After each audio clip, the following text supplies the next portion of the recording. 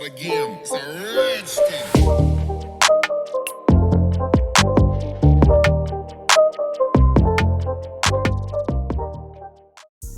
Hey y'all, welcome back to my channel. It's your girl BinkiBianca with some more blog talk, or technically today I guess we could say we have some pod talk. Today we're going to be talking about Joe Budden.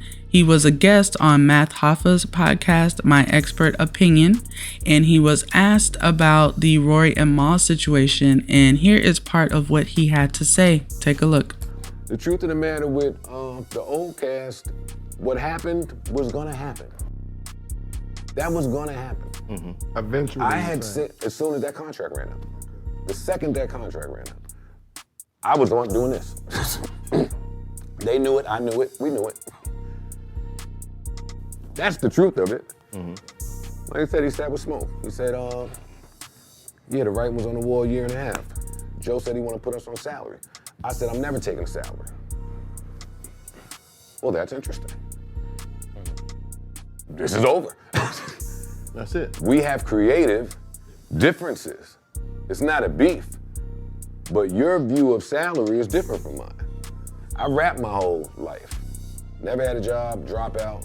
So I know that rap money come, well for me anyway, and that rap money go. And it went a lot more. I think that's for everybody. It went a lot more than it came for me, right?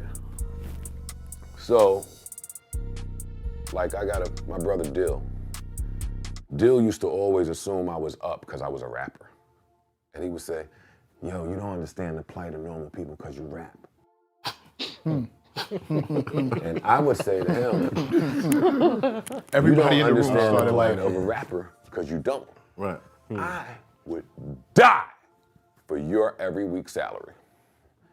If I could just rely on a check to pop up Friday, and every Friday it just comes because I went to work, oh my God, I would be in love. I would love that. He never understood it, and I never understood Whether you did a good job or not. Yes, and I never understood what he was trying to say to me. But Maul's perception of salary was bad. But if I come to you right now and say, hey, for the next year, you make $3 million, that's your salary. Then what's the problem? Well, whatever that number is that you accept, but that's what a salary is. Right. It's whatever the number is, and that's what it is. His interpretation was, oh, a salary, nigga, never that, suck my dick. Well, okay, we have creative differences. Right. There's nothing wrong with it. That tells me that when this contract is over, this will end. I told Rory, hey, the next iteration of this for me is doing this alone. I don't have two more friends I can just pull out my ass. Thank God I had two more friends I could just pull out my ass. But when the signs started popping up, I was saying, all right, I gotta figure out how to do it alone. Okay, and there you have it. Joe gave his perspective regarding how he views saying that he's going to be putting Rory and Mal on salary versus how they may have viewed it.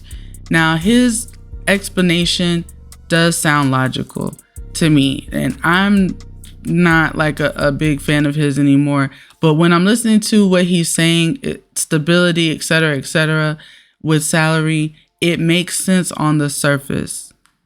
And I would buy that if I hadn't seen already his behavior with other things. When it came to talking and dealing with Rory and Mal, when it came to talking and dealing with other people, Joe is very much so about Joe.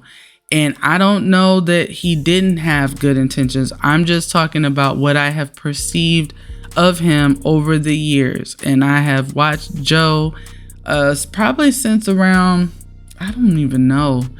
It's been a long time, probably since around, I would say, the mid 2000s, whenever he was doing Joe Budden TV with Tahiri and stuff like that. I was watching him back then.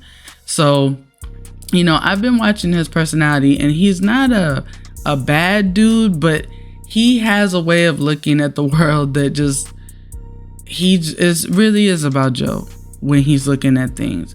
And I personally wonder, I don't know this to be a fact, but I just wonder if him wanting to put Rory and Mal on a salary plan instead of the profit sharing, which I guess they previously had, or they had at the time. I wonder if he wanted to do that because then that would entitle them not to ask about the books, to not want to see the books, to not be able to question or audit anything, because apparently that had been going on for a long time, over a year. They had been having that tension behind the scenes about the books. Now, Joe calls that creative differences, but creative differences in my understanding of it, or what I thought creative differences was literally about like creation, content or something. Hey, you want to have 2 guests on a week. I want to have no guests on per week, and I want it to just be us. Or, I want us to have music in the background. You don't want music in the background. To me, that's how I think about creative differences. But when you're talking about accounting discrepancies and, errors and wanting to go over the books, or pay and salary versus profit sharing, those to me don't sound like creative differences. Those sound like business partner differences or something. You know what I mean? Like, you're not on the same page as far as how the business is supposed to be run. That's what that sounds like to me. But what do I know? I don't know. We'll find out whether or not Rory and Mal will have any response to this. I would be interested to see. I feel like they have given a lot of information, and they're so detailed in the information that they already gave. And there's 2 of them giving the information. So it kind of gives some credibility to what they're saying. So they may not even feel the need to say anything else other than what they already have at this point. But anyway, check out Math Hoffa's channel on YouTube. I'm going to link this full clip here. They haven't released this full episode yet, but I will link this clip below because it is a longer clip that they released. And definitely subscribe to that channel because I really love that podcast. My Expert Opinion is one of my favorite new podcasts that I've been binging lately and enjoying the content. They have some good discussions over there and I'm really liking it, and I know you guys will too, so check it out. But let me know down in the comments below, do you think Joe is telling the truth about this salary thing, his reasoning behind it?